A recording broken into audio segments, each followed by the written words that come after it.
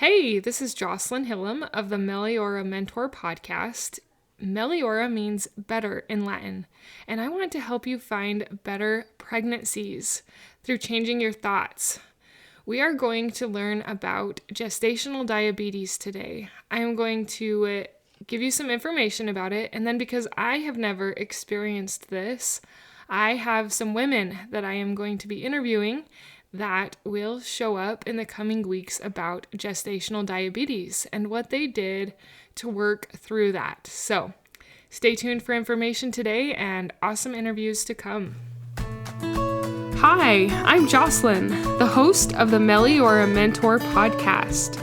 Meliora means better in Latin. I encourage better thoughts for a better you and a better life through taking small steps in thought and action. I help pregnant women and mothers to find positivity in their season of life through changing their thoughts to work for them and not against them. I help mothers find the small, doable steps without making drastic changes to their everyday life, and I can help you. Thanks for joining. If you are new to the podcast, I am glad you have found us. I think there's a little bit of a neglect in the area of finding positivity during pregnancy, and that is what I have been inspired to talk on and to help you through, because pregnancy is so hard. At first I thought I was the only one, but then I got talking to other women who had been pregnant or were pregnant with me when I was pregnant, and I wasn't the only one who found it hard. And I found out it wasn't just the physical things, the physical changes that made it hard. It was the changes that were going inside, if I can spit it out, it was also the changes that were going on inside my mind about my thoughts with it and how it was miserable and it was hard. And as I started thinking those thoughts that pregnancy is miserable and hard, it made me really hate it. It made me not want to be pregnant and have more children. And I had always wanted a bigger family, so this was hard. It was hard to work through. With my last two pregnancies, I've had 4 kids and a miscarriage, but with the last 2, I was like, I have got to change my thinking. I have got to find the positive thoughts, and I did. I found some positive thoughts and transformations that helped me to enjoy pregnancy better, that helped me to find the sacred beauty, that helped me desire to have more children, and to know that I could get through the pregnancy time and have mental tools to help me. I made a mini course out of it that includes 22 videos, which are just 1 to 2 minute video exercises where I lead you through a thought exercise. I help you to find the better thoughts by leading you exactly through what is needed to help transform the negative mental brain that can come with pregnancies. There are 3 areas of this course. There's gratitude, affirmations, and changing the negative to the positives. And as you go through these videos and you find out which videos resonate with you, you will be able to also find more positivity in pregnancy. If this interests you, the top link in the show notes is the link to get there. I would love to have you join me in that self-led video course. And if you hear some noise in the background, I am a stay-at-home mom who homeschools her kids, and they've been trained to be quiet, but occasionally we all make mistakes and make some noise. So give me a little bit of grace there where there might be some noise in the background. Gestational diabetes. What is it? So it's a type of diabetes that can develop during pregnancies in women who don't already have diabetes. So it can affect some of the statistics and results that I found that it can affect up to 10% of pregnancies in the United States. So this tends to occur when the body does not produce adequate amounts of insulin to regulate the blood sugar effectively. When can gestational diabetes start? Can't get my S's right today. Gestational diabetes usually begins between weeks 24 and 28 of pregnancy. So around this time, usually your doctor or practitioner midwife will do the glucose test to see if you have it.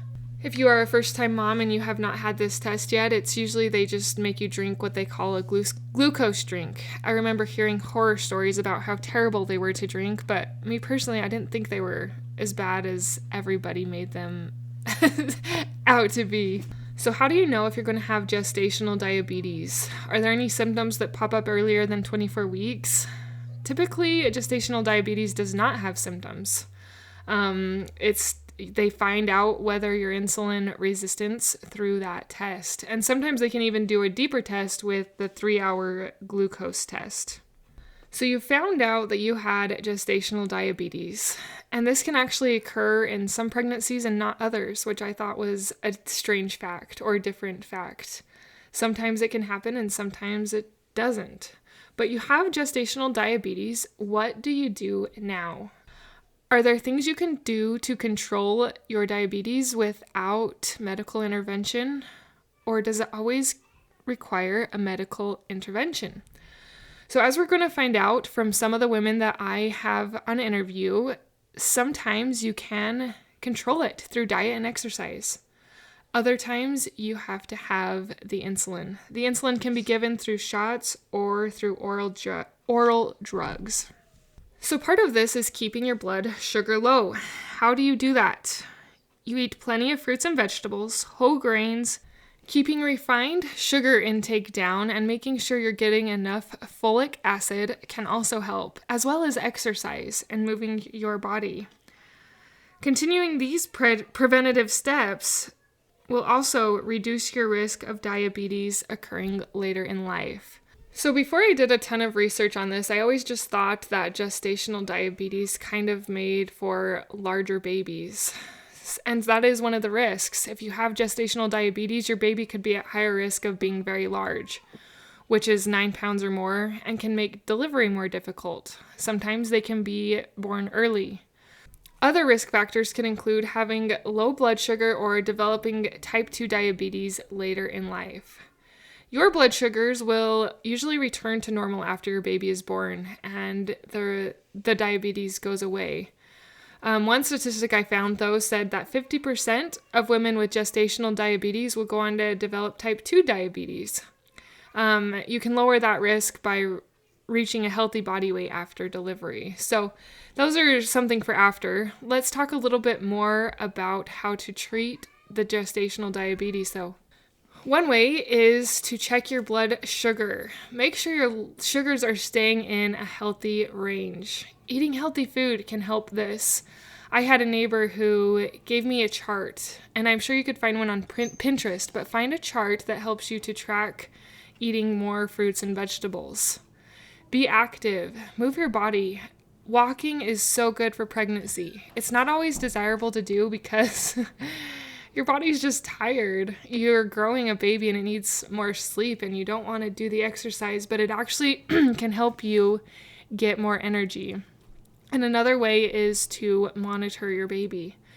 As they monitor your baby's growth and development, they can see if it's growing too fast or what you need to do to help it out. Sometimes, like I mentioned, you will have to do the drugs and take some insulin. We are going to find out from more moms who have experienced this, who have gone through this, and can give you insight what they did, what worked, or what they had to do, and how they dealt with those things.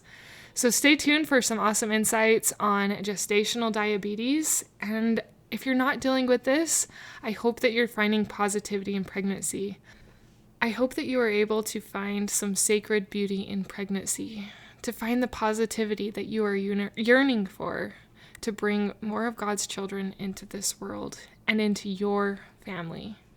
Thanks for being you, Mama. You are incredible. You are exactly the light your family needs, even in this difficult phase of pregnancy. Keep shining. Until next time. Thank you for being a part of the Meliora Mentor podcast, for listening, for sharing, and for most of all, applying these tools into your own life to improve your own happiness so that you can find your own better thoughts for a better you and a better life through taking small steps in thought or action to reach your goal. If you are one of those individuals who have an inner desire but are having a difficult time making progress in your goals, I can help you find the small, doable steps without drastic changes to your everyday life. Reach out, let's connect, and let's see you move forward. My name is Jocelyn, and I thank you for listening. Until next time.